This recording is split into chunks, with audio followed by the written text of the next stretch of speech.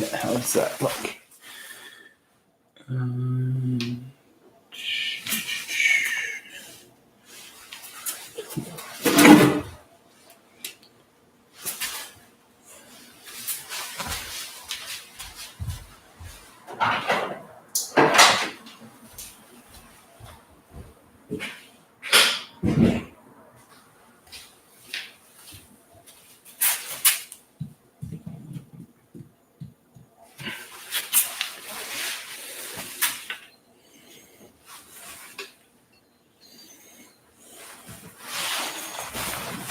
Okay, I think that's a little better.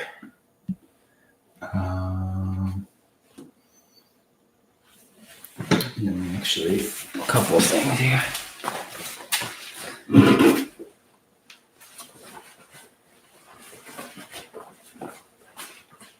Yeah.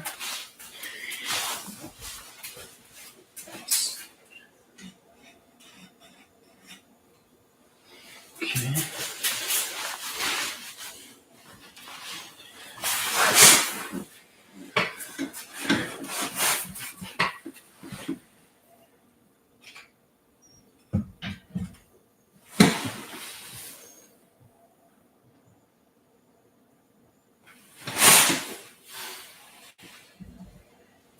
Okay. I think gonna get started here.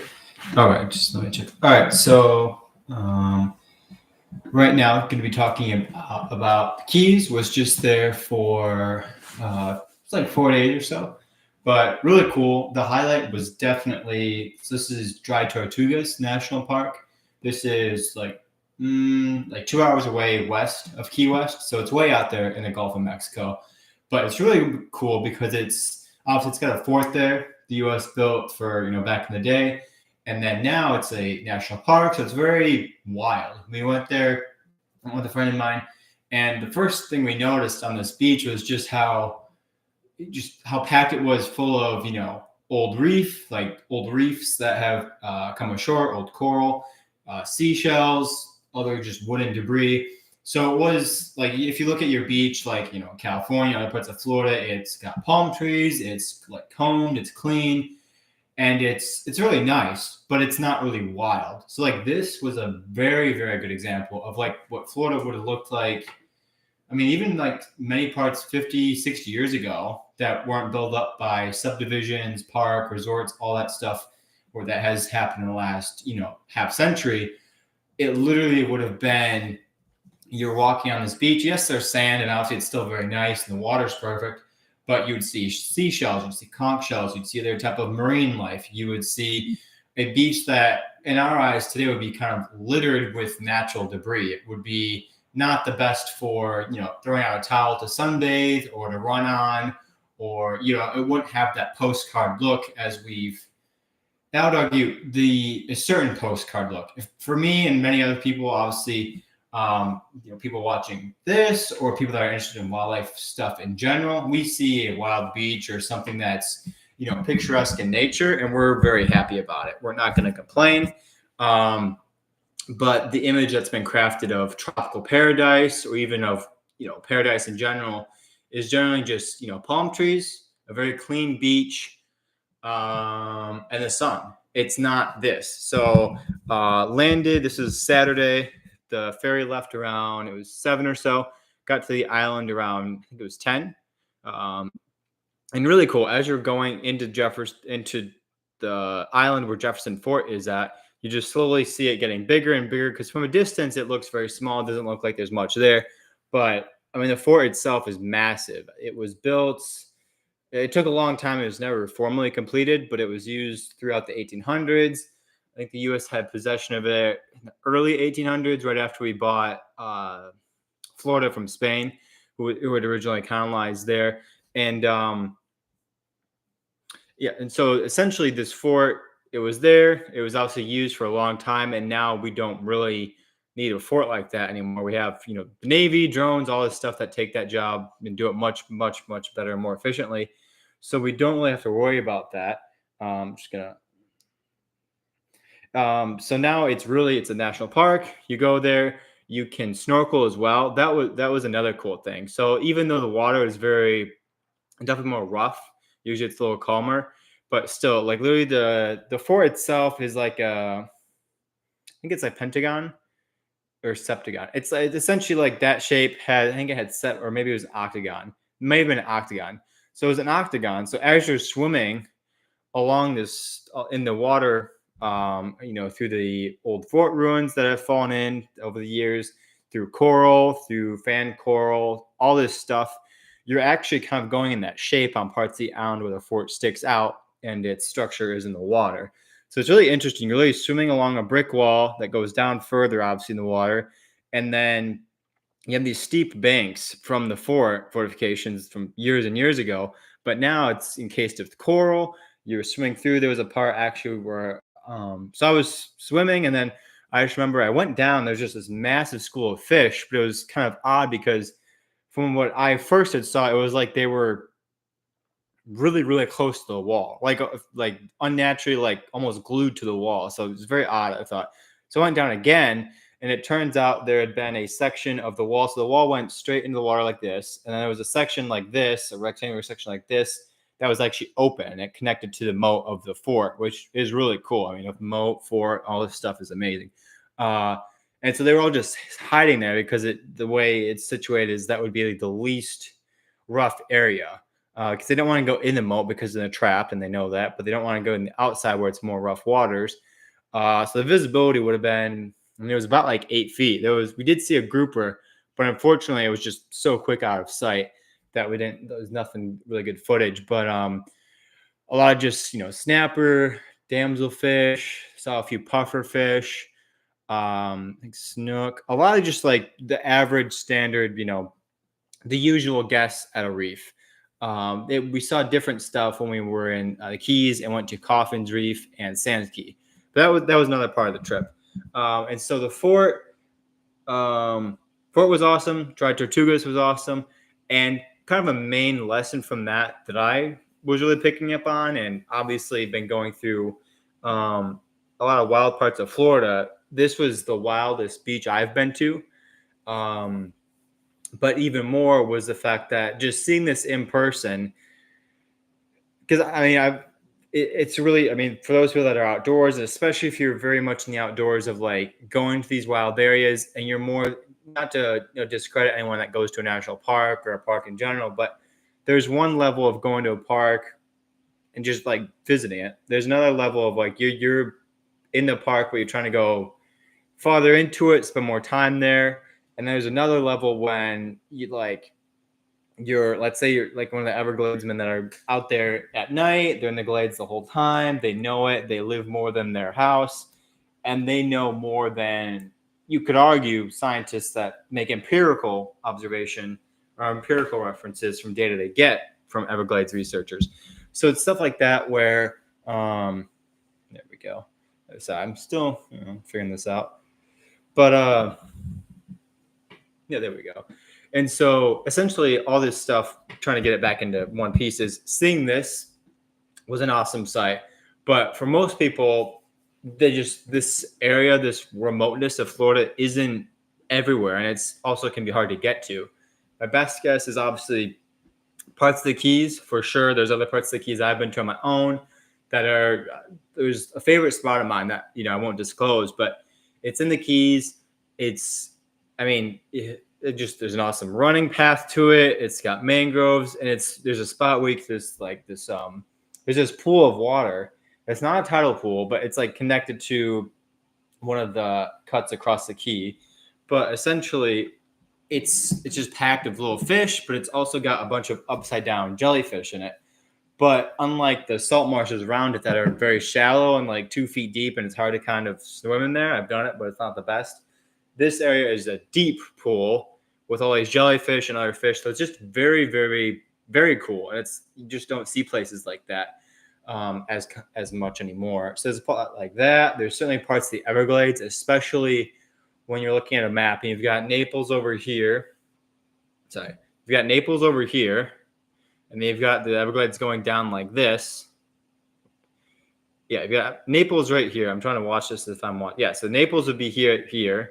and then you've got Miami's on this side. So from pretty much Homestead right here where the South Glades are, all the way around up to Naples, that part of the coastal Everglades, that certainly got a lot of wild areas too.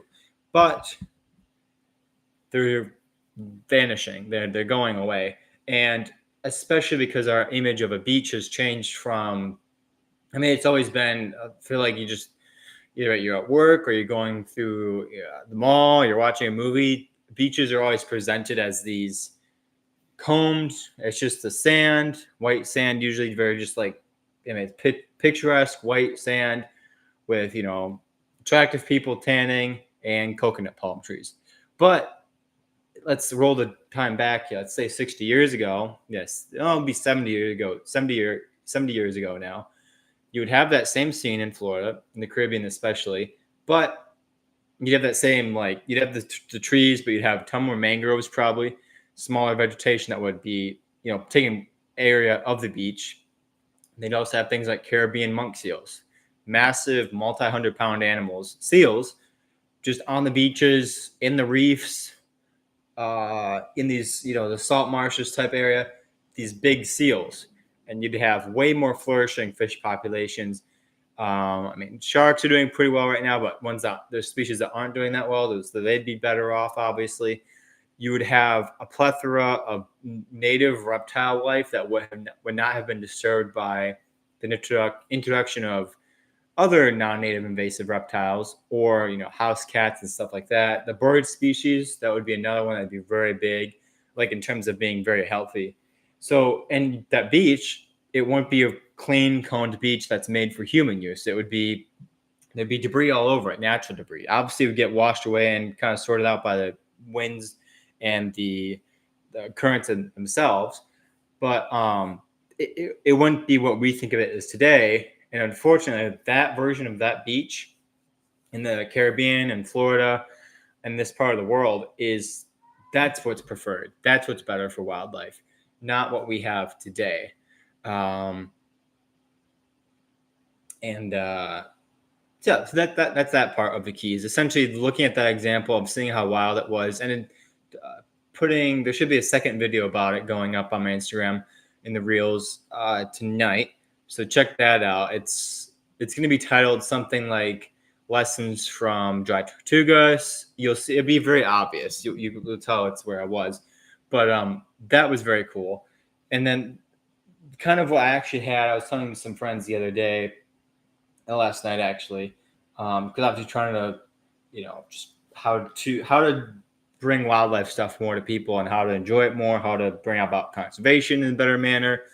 Essentially, just getting to that point, because for me, it's just, I like being outside. I like, I've always since a kid, like grabbing animals, liked being in the wild, all that stuff. And it's not been a thing of, because I mean, there's people you follow online or social media where they do cool stuff, but sometimes it comes off as fake, or you're trying to figure out what they're about.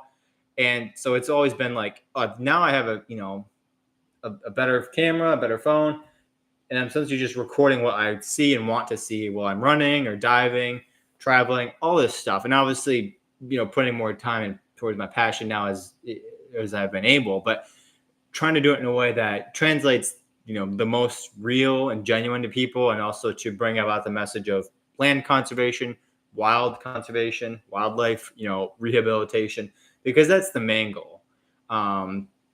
That's the main goal. And so kind of idea was talking about is starting up a series on calling it outdoor literacy. So just a quick debrief. Literacy, like reading literacy in America it's abysmal.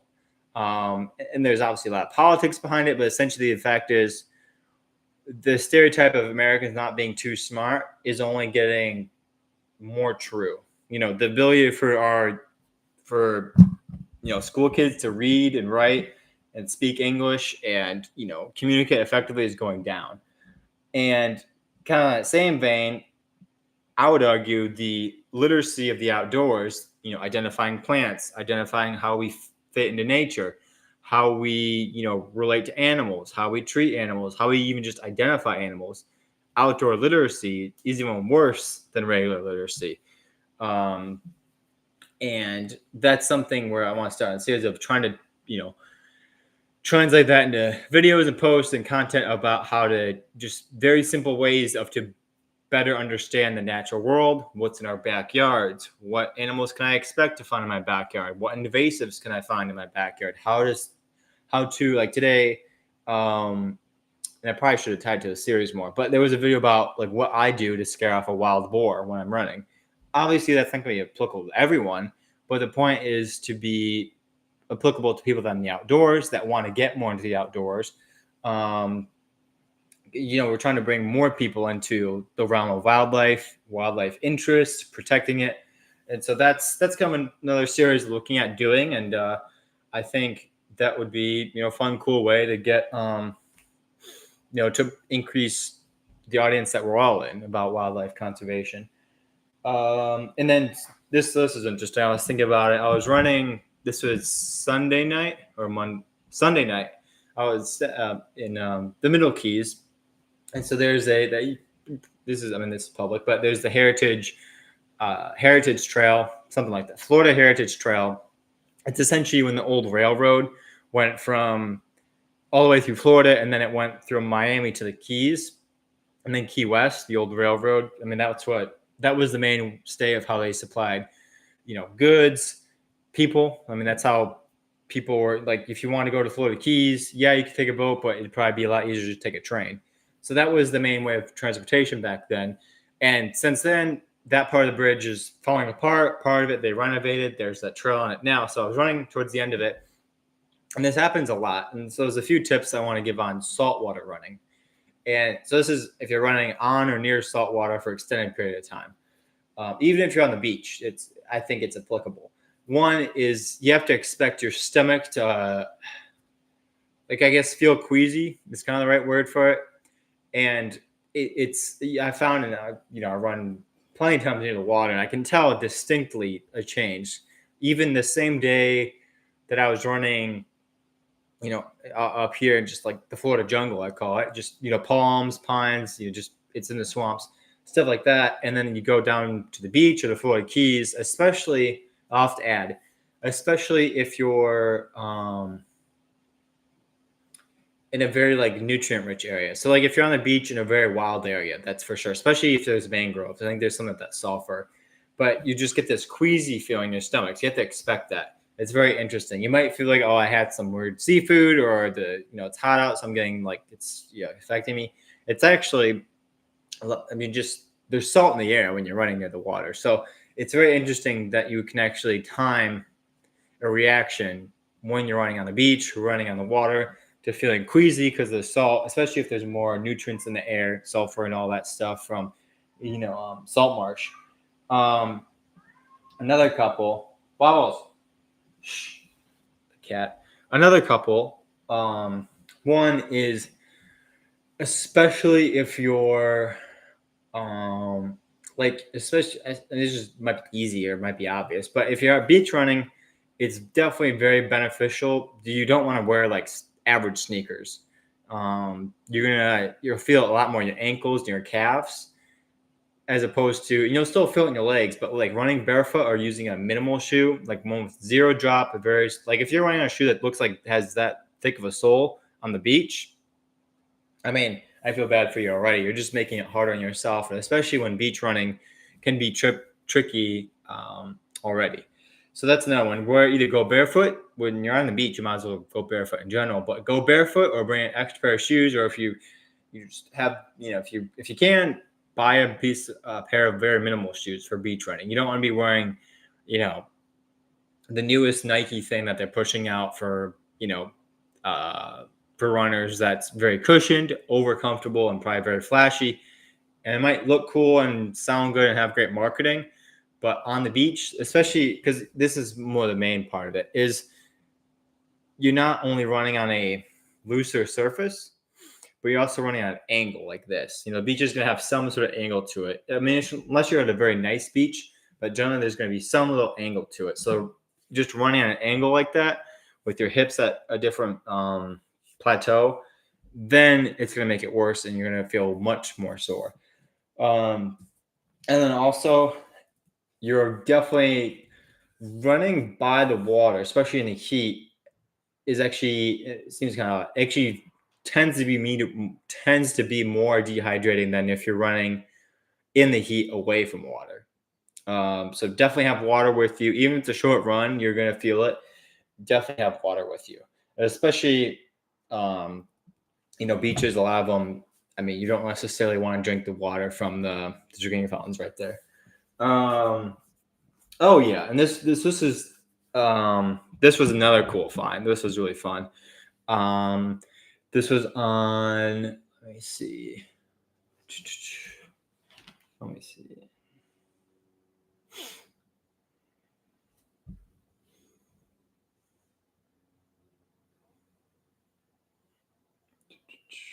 Where was this?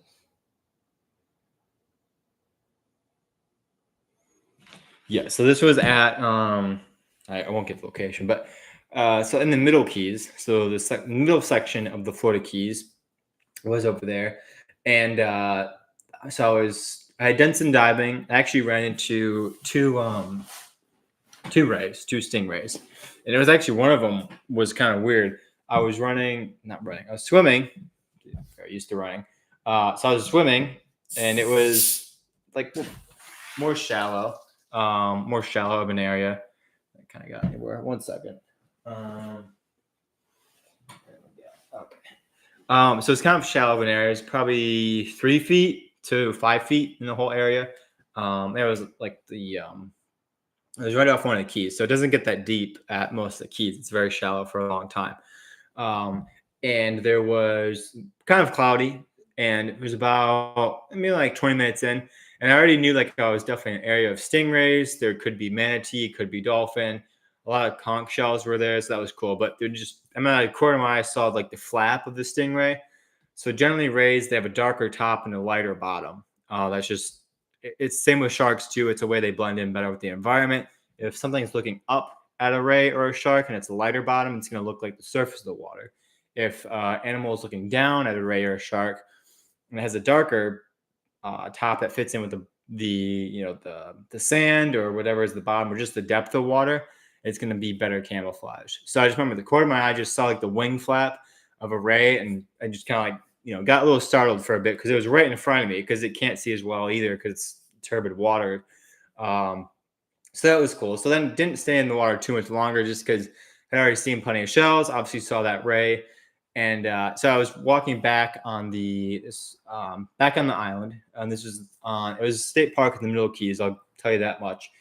And I think I was trying to set my camera up to get a shot of some rays that were swimming in the shallows, and then also there was what was it called? It would be an osprey. An osprey had a fish, and I was taking away. So I was sitting my camera up, and I was like messing around the water, like trying to. There was like a tree fall in the water. I was trying to set up the GoPro on that, and I remember putting my hand down, and there was this rock, and it was like, okay, I mean, there's a brick in the water. It's not supposed to be here, but it's pretty average.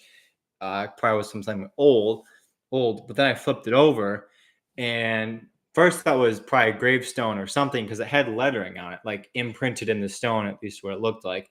But then brought up the shore, and it was so it was probably about like this size, and instead of so it was that size, it had like rings in it, like it was curved a bit, and it was like a newspaper that looked like it had been almost laminated or almost petrified into the stone. So really odd. I didn't. Why is this a thing? So I was guessing, must be part of something. For sure, it's not an accident. And it wasn't a gravestone again because that would be make the most sense because it had the lettering on it.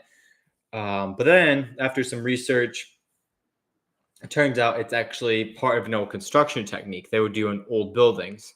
So essentially, if they were pouring concrete into part of a wall, part of the floor, whatever it is, because it needs a surface that it won't, get through. You don't want concrete to leak as it's trying to dry. So they would put up the newspaper against the other side, and that would stop, the movement of concrete into another area. So very interesting. And then what was really stood out to me is obviously I was trying to read this newspaper because that might give me some more details on not what it is, but definitely when it was from. And all the newspapers, like it's like a bunch of like car ads and stuff, like old school, like classifieds, like very old school, because these were the dates were 60s and 70s. No, 1 second here.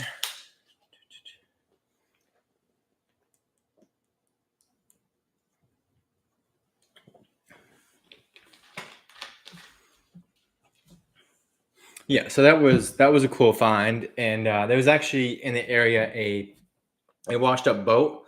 So the next time I'm down there, I definitely want to check that out. It's definitely not old. It's not like an old wreck or anything, but it's probably from some of the hurricane stuff. I mean, as long as it's not illegal. Obviously, it's probably you're not supposed to take anything. So just be more of like looking at what it is, and especially in what I originally thought when I was swimming in the water and saw it, and it was a bit away, so it would have taken a while to get there. But was the fact that it would probably be a cool area for fish. Might have some rays swimming around there. Essentially, a structure in the water would help like entice animals as a hiding spot, and especially if very small. I gotta check this camera. Let's see. Hold on. Okay, that one's fine. It's this one. Is that better? Okay, yeah, we'll call it good. Yeah, so essentially, like if very small stuff is going to hide in behind a boat or in the water with a boat for structure, then larger things can be attracted to it. So definitely want to check that out next time, because in this area of the Keys, probably the coolest shark species, or at least definitely in this part of the world, is the sawtooth. So they can get very big. I think certainly over 10 feet. I think even bigger than that. But they have this massive right on the front. So they have like a head, the spire that goes out from their heads. Their eyes are over here, and this nose thing sticks out. It's hard and bony. But then they have like down the line of it, teeth. I guess well, not really teeth, but it's like blades. It's like the same materials like talons and stuff like that, but sticking out on the sides. And so they take this massive thing. What they do is they just hit things, like they strike a fish in the side or any prey, and just essentially just puncture it a bunch, just hit it, beat it up with this toothy spire, and then then it would die, kind of fall towards the bottom, and then they like sweep it up and eat it. So very interesting animals. They're the ones also that were certainly the main target of what happened with there was a mysterious case of circle swimming fishes. So this happened in the Keys over the last 2 years. And essentially what they were seeing with these fish were just swimming in circles erratically, and they end up usually dying. And it turns out, and here's the general lesson is, it's a natural occurrence of the active bacteria, whatever it is that does this in fish when they consume it, because it has some neurological thing. But like most things nowadays, yes, this is the last part of the line was natural. It was this release in the waters that made the sharks act this way, but it was triggered by a whole sort of pollutants and stuff like that were put in the water by humans, that triggered algae, that triggered this other thing that the shark consumed. So that's a big lesson for nowadays, especially when I'm looking at the beach, going back to dry tortugas, seeing that as pristine as it was, it still got affected by this circle swimming fish. And it's really out there, which is good. Unlike the other Keys that are obviously much closer to the mainland Florida, but all of it's connected. So when we affect and pollute one area, and whether it's intentional, unintentional, however it happens to be, it can have cascading effects. And so that's why seeing an example of what the wilds look like, and why it's so important that when we have people that don't know what the wild looks like, that it's important just to show them. Hopefully they see a cool video about animals or wildlife, or they go for a cool hike, cool fashion. You don't want to be like, we're not trying to, you just want to see wildlife and animals in a cool way, an engaging way. And most people deep down, whether they know it or not, like have some affinity towards wildlife or nature. In my view, that's how I view that. So that was really cool on why dry tortugas is an important lesson for conservation. It just is being an example of what a beach which is one of the most targeted.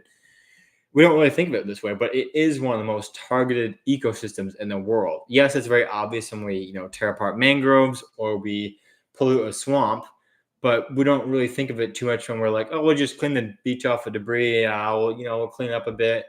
Oh, there's a ton of people here in the water, and there's, a city right here. Kind of referencing Tampa. There's a city right here. It probably won't affect the offshore corals or, stuff like that, but it's probably okay. So that's where it's so second nature. It's so easy. We have nice clean beaches with palm trees and we comb them every day and get trash off of it. But then we kind of miss what would a beach look like over 100 years of just the forces of nature letting it take shape. So that was a cool lesson. Again, it's always cool to find that brick with the newspaper. I thought that was pretty cool. I did put a video out on Instagram. I think it's around 10K views right now. So that's cool. Glad to share that. And I think most people like finding cool stuff at the beach.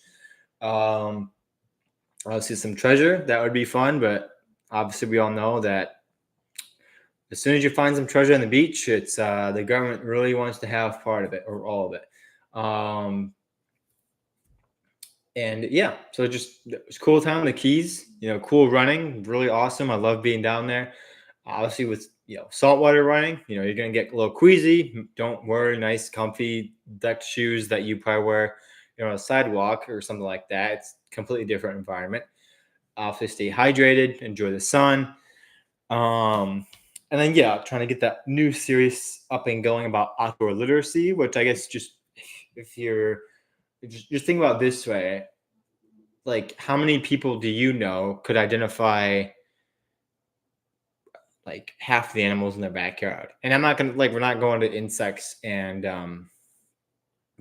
not even birds and insects, just like mammals and reptiles, amphibians, like just and fish if they're in your backyard. Just like pretty large groups of animals. Any animal over, let's say, like any animal that's like this big and larger could identify more than half of them in their backyard or in the state that they live in.